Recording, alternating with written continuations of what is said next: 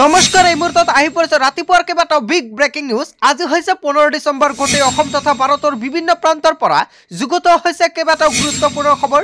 এনেবোৰ খবৰ নিতৌ পাই থাকিবলৈ চেনেলটি সাবস্ক্ৰাইব কৰি ভিডিঅ'টিত এটা লাইক কৰিবলৈ নাপাহৰিব। আজিৰ আমাৰ প্ৰথমটো খুবেই গুৰুত্বপূৰ্ণ খবৰ হৈছে এটা ডাঙৰ খবৰ।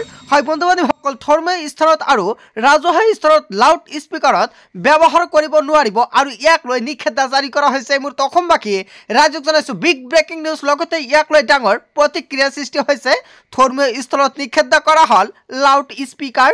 লগতে কোনো ধৰ্মীয় স্থানত লাউড স্পিকাৰে ব্যৱহাৰ কৰিব নোৱাৰিব। আপুনি আৰু ধৰ্মীয় স্থানৰ লগতে ৰাজহুৱা স্থানত লাউড স্পিকাৰ ব্যৱহাৰত নিষেধাজ্ঞা জাৰি কৰিছে চৰকাৰে। আৰু লাউড স্পিকাৰ ব্যৱহাৰৰ ফলত মানৱ সমাজত বেয়া প্ৰভাৱ পেলায় বুলি এটা ডাঙৰ মন্তব্য কৰিছে চৰকাৰে। আৰু লাউড স্পিকাৰ ব্যৱহাৰে মানুহৰ কাম কৰাৰ ক্ষমতাত প্ৰভাৱ পেলায় বুলি মন্তব্য কৰিছে বিজেপি চৰকাৰে। আৰু মানুহৰ জিৰণি আৰু টোপনিত ব্যাঘাত জন্মায় বুলি মন্তব্য কৰিছে।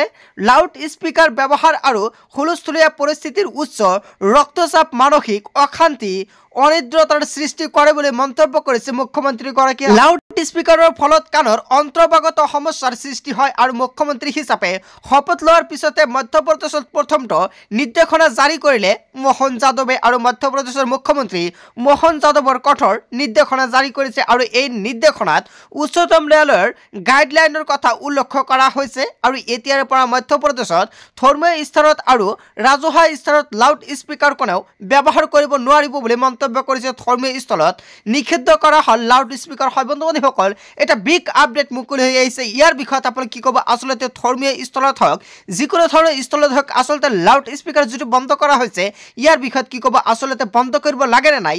যদি আপোনালোকৰ কিবা ক'ব লগা থাকে, আপোনালোকৰ মন্তব্যটো নিশ্চয় কমেণ্টৰ জৰিয়তে জনাবলৈ নাপাহৰিব। তাৰপিছত অসমবাসী ৰাজ্যক জনাইছো আমাৰ 2 নম্বৰটো খুবেই গুৰুত্বপূৰ্ণ খবৰ। লগতে ডাঙৰ খবৰ, লোকসভা ঘটনাক লৈ এইবাৰ 8জনক নিলম্বন কৰা হৈছে। আৰু ইয়াক লৈ ডাঙৰ প্ৰতিক্ৰিয়া এই মুহূৰ্তত অসমবাসী ৰাজ্যক জনাইছো বিগ ব্ৰেকিং নিউজ। কিয়নো লোকসভাৰ ঘটনাক লৈ 8জনক নিলম্বন আৰু নিৰাপত্তাৰ গাফিলাতিৰ অভিযোগত 8জনক নিলম্বনৰ নিৰ্দেশ জাৰি কৰিছে। আক্ৰমণ কৰিবলৈ অহা 4জনক গ্ৰেপ্তাৰ কৰিছে আৰক্ষীয়ে। আৰু 2জন সদনৰ ভিতৰত গ্ৰেপ্তাৰ কৰা হৈছে আৰু আন 2জনক বাহিৰৰ পৰা গ্ৰেপ্তাৰ কৰে আৰক্ষীয়ে। UAP এৰ অধীনত গ্ৰেপ্তাৰ 4জনক। আৰু জোতাৰ ভিতৰত গেছৰ স্প্ৰে লুকাই অনাৰ অভিযোগ উত্থাপিত হৈছে। লোকসভাৰ ঘটনাক লৈ 8জনক নিলম্বন কৰা হৈছে। হয় বন্ধু-বান্ধৱীসকল, এটা বিগ আপডেট মুকলি হৈ আহিছে। ইয়াৰ বিষয়ত আপোনালোকে কি ক'ব? যদি আপোনালোকৰ কিবা মন্তব্য কৰিব লগা থাকে, আপোনালোকৰ মন্তব্যটো নিশ্চয় কমেণ্টৰ জৰিয়তে জনাবলৈ নাপাহৰিব। তাৰপিছত অসমবাসী ৰাজ্যক জনাইছো আমাৰ 3 নম্বৰটো খুবেই গুৰুত্বপূৰ্ণ খবৰ। লগতে ডাঙৰ খবৰ, ৰাজ্যৰ মাদ্ৰাছাসমূহৰ নাম সলনি কৰা হৈছে। এই মুহূৰ্তত অসমবাসী ৰাজ্যক জনাইছো আন এটা বিগ ব্ৰেকিং নিউজ। কিয়নো ৰণোজ পেগুৱে এটা বৃহৎ মন্তব্য কৰিছে। মাদ্ৰাছাৰ নাম সলনি কৰা হৈছে। লগতে কৈছে ৰাজ্যৰ মাদ্ৰাছাসমূহৰ নাম সলনি। আৰু এতিয়াৰে পৰা মাদ্ৰাছাসমূহ চিনাক্ত হ'ব উচ্চ প্ৰাথমিক বিদ্যালয় হিচাপে। ৰাজ্যৰ 1281খন মাদ্ৰাছাৰ নাম সলনি কৰা হৈছে। ৰাজ্য চৰকাৰৰ অনুমোদনৰ পিছতেই জাৰি কৰিছে এই নিৰ্দেশনা। আৰু প্ৰাথমিক শিক্ষা সঞ্চালকালয়ে জাৰি কৰিছে এই নিৰ্দেশনা। ৰাজ্যৰ মাদ্ৰাছাসমূহৰ নাম সলনি কৰিছে। হয় বন্ধু-বান্ধৱীসকল, এটা গুৰুত্বপূৰ্ণ মন্তব্য মুকলি হৈছে। ইয়াৰ বিষয়ত আপোনালোকে কি ক'ব? আচলতে মাদ্ৰাছাৰ নাম সলনি কৰিব লাগে নে নাই? চৰকাৰে যিটো সিদ্ধান্ত গ্ৰহণ কৰিছে, যদি আপোনালোকে একমত হয় তেনে ক্ষেত্ৰত নিশ্চয় আপুনি কমেণ্টৰ জৰিয়তে জনাবলৈ নাপাহৰিব। তাৰপিছত অসমবাসী ৰাজ্যক জনাইছো আমাৰ 4 নম্বৰটো খুবেই গুৰুত্বপূৰ্ণ খবৰ। লগতে ডাঙৰ খবৰ, 7ম শ্ৰেণীৰ 3 ছাত্ৰীৰ সৈতে ভয়ংকৰ কাণ্ড। ইয়াক লৈ ডাঙৰ প্ৰতিক্ৰিয়া সৃষ্টি হৈছে। এই মুহূৰ্তত অসমবাসী ৰাজ্যক জনাইছো বিগ ব্ৰেকিং নিউজ। লগতে এটা ভয়ংকৰ খবৰ, ৰাজ্য কঁপাই যোৱা এটা বিগ ব্ৰেকিং নিউজ। কিয়নো বাক্সাৰ হালমাৰী জিলাত এইবাৰ ভয়ংকৰ ঘটনা সংঘটিত হৈছে। আৰু বাক্সাৰ হালমাৰী জিলাত যিটো ভয়ংকৰ ঘটনা সংঘটিত হৈছে, 3 ছাত্ৰীৰ সৈতে সংঘটিত হৈছে ভয়ংকৰ কাণ্ড। বিদ্যালয়ৰ ব্লেকবোৰ্ডত বিয়া শব্দ লিখাক লৈ 3 ছাত্ৰী আতংকিত হৈ পৰিছিল। শিক্ষয়িত্ৰীৰ জেৰাত স্বীকাৰ কৰিছিল অপশব্দ লিখাৰ কথা 3 ছাত্ৰীগৰাকীয়ে। আৰু শিক্ষাৰ্থীৰ জেৰাৰ পিছতেই আতংকিত হৈ পৰিছিল ছাত্ৰকেইগৰাকীয়ে। হয় বন্ধু-বান্ধৱীসকল, আতংকিত হৈ পৰিছিল ছাত্ৰীকেইগৰাকীয়ে। আৰু লাজ, অপমান আৰু মানসিকভাৱে ভাগি পৰিছিল ছাত্ৰীকেইগৰাকীয়ে। আৰু ইয়াৰ পিছতেই ছাত্ৰীকেইগৰাকীয়ে সংঘটিত কৰে ভয়ংকৰ কাণ্ড।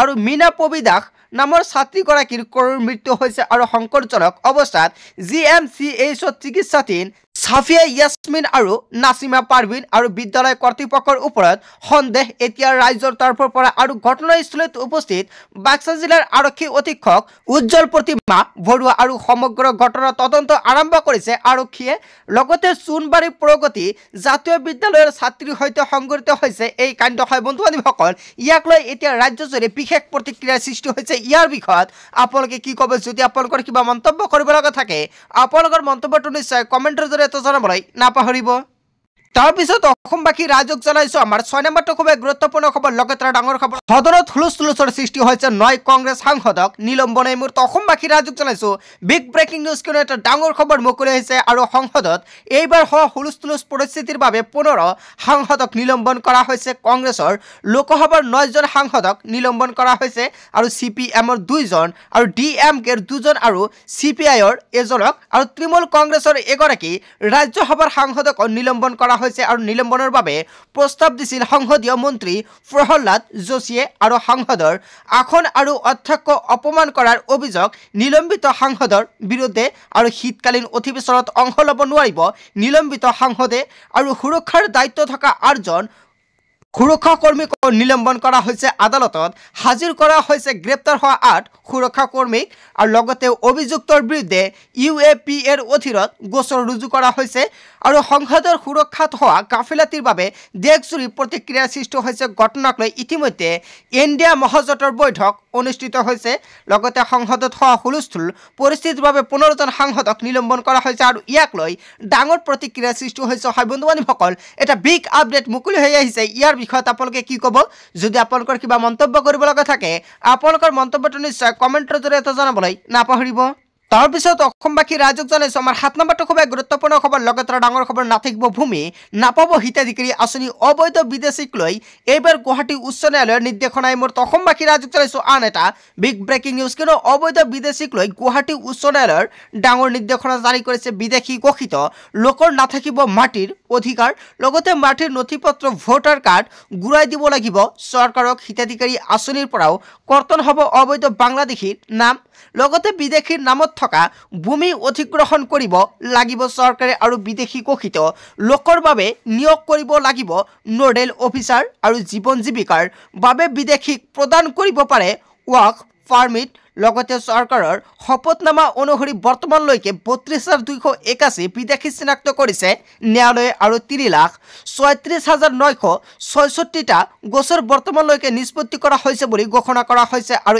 এতিয়াও ৫৭,৭১৪টা গোচৰ বিবেচিত হৈ আছে বুলি মন্তব্য কৰিছে কুদ্দুছ আলী নামৰ এজন লোকৰ আবেদনৰ শুনানিত এই নিৰ্দেশনা উচ্চতম ন্যায়ালয়ৰ আৰু অবৈধ বিদেশীয় পুনৰ সমাজত বিলীন নহবৰ বাবে এই নিৰ্দেশনা উচ্চতম ন্যায়ালয়ৰ আৰু অবৈধ বিদেশীক লৈ এইবাৰ গুৱাহাটী উচ্চ ন্যায়ালয়ৰ ডাঙৰ নিৰ্দেশনা হয় বন্ধু বান্ধৱীসকল এটা বিগ আপডেট মুকলি হৈ আহিছে ইয়াৰ বিষয়ত আপোনালোকে কি ক'ব যদি আপোনালোকৰ কিবা মন্তব্য কৰিব লগা থাকে আপোনালোকৰ মন্তব্যটো নিশ্চয় কমেণ্টৰ জৰিয়তে জনাবলৈ নাপাহৰিব সো বন্ধু বান্ধৱীসকল আজিৰ মূল ভিডিঅ'খনত আপোনালোকক কিখিনি সৰু কেইটামান ইনফৰমেশ্যন দিবলগীয়া আছিলে ভিডিঅ'টি ভাল লাগিলে লাইক কমেণ্ট শ্বেয়াৰ কৰিব আৰু যদি এতিয়ালৈকে চেনেলটি সাবস্ক্ৰাইব কৰা নাই তেন্তে এনেকুৱা নতুন নতুন ইনফৰমেটিভ তথা হেল্পফুল ভিডিঅ' পাবলৈ হ'লে চেনেলটি সাবস্ক্ৰাইব কৰিবলৈ নাপাহৰিব so thank you for watching full video'